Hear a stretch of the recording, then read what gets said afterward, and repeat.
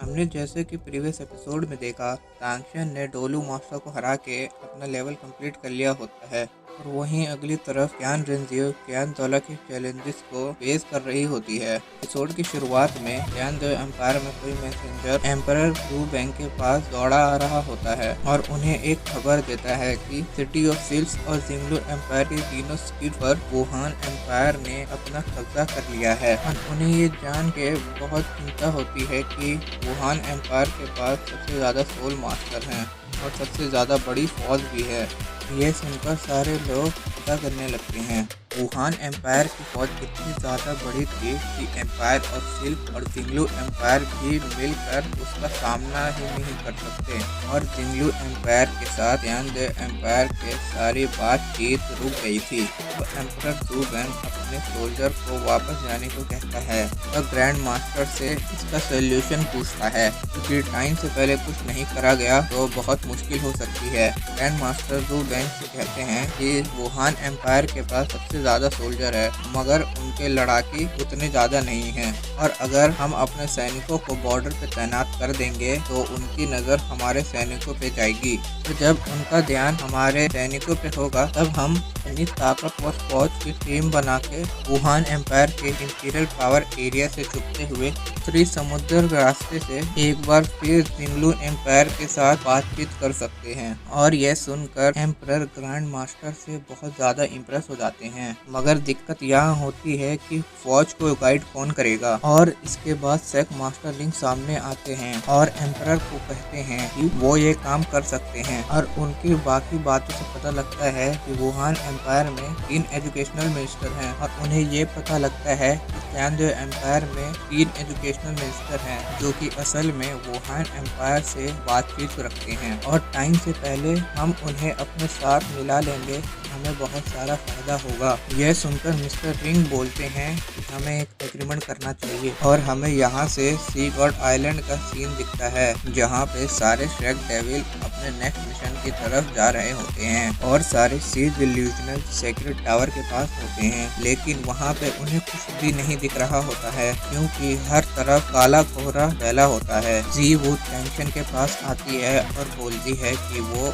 के साथ अगले लेवल को कंप्लीट करना चाहती है और ये सुनकर ऑस्कर निम्रॉम से कहता है कि यहाँ की लाइट मिस अंडरवर्ल्ड इल्यूजन के बराबर है और इससे बाहर आना बहुत ज्यादा मुश्किल है मगर तांगशन के पास डेमनिक पर्पल आइज है और ये आइज हर डिल्यूजन के अपोजिट काम करती है और इसका इस्तेमाल करके तांगशन बहुत इजीली इस डिल्यूजन को पार कर सकता है और इस हिसाब से ये तांगशन के लिए बहुत इजी होने वाला है। और वही तांगशन बहुत चुपचाप सा होता है और मिस्टर गाई उनसे पूछते हैं कि तुम इतने चुप क्यों हो और ये सुनकर तांगशन बोलते हैं कि उसके पास एडवांटेज है डेमनिक पर्पल आई का मगर इस डिल्यूजन से उभर पाना सबसे ज्यादा मुश्किल है। और निम्रॉन्ग तांगशन से कहती है कि तुम्हें ये चैलेंज कंप्लीट करना होगा क्योंकि एडवांटेज सिर्फ तुम्हारे पास है और हम इस मिस्ट में अपोनेंट के पोजीशन को भाप नहीं सकते। और ये सुनकर तांगशन आगे जाने का डिसाइड करता है और सबको रेस्ट करने को कहता है क्योंकि आगे बहुत सारा बैटल उनके पास आएगी। और तांगशन स्पेशली निम्रॉन्ग को रेस्ट करने को कहता है क्योंकि उसकी पावर अपग्रेड की पावर बहुत ज़्यादा काम आने वाली है। और ये कहकर तांगशन और जीवू से डिल्यूजन मास्टर से लड़ने लिए आगे जाते हैं और वो जब कोहरे के बीच में पहुंचता है तो उसे ये पता लगता है ये कोहरा समुंदर जितना बड़ा है और यहाँ की डिल्यूजन फील्ड बहुत ज़्यादा ही स्ट्रॉन्ग है और मूवमेंट भी बहुत मुश्किल से होती है, सांस लेना भी बहुत ज़्यादा मुश्किल है। और जैसे तांगशन आगे बढ़ रहा होता है उसको साओ बाई की बात याद आती है और साओ बाई ने उसको सी डिल्यूजनल मास्टर के पावर के बारे में बताया था और बोला था कि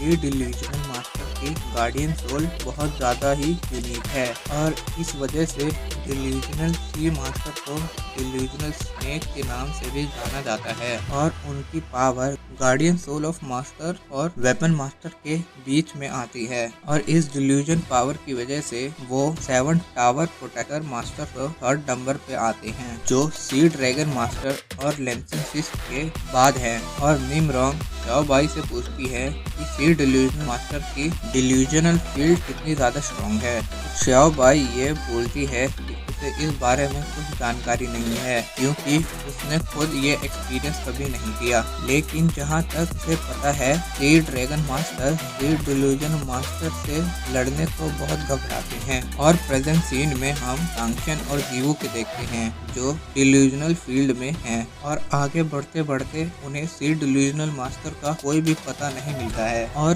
तांगशन अपनी पावर ऑफ माइंड का यूज करते हुए सी डिल्यूजनल मास्टर को ढूंढने की कोशिश करता है, पर उसे कुछ पता नहीं लगता, क्योंकि यहाँ की फील्ड स्ट्रेंथ हद से ज्यादा स्ट्रॉन्ग है और इस फील्ड की वजह से उसकी माइंड पावर बहुत ज्यादा स्ट्रॉन्ग नहीं रही और उनके सामने कुछ क्लियर नहीं होता है। और यहीं पे ही ये एपिसोड खत्म होता है।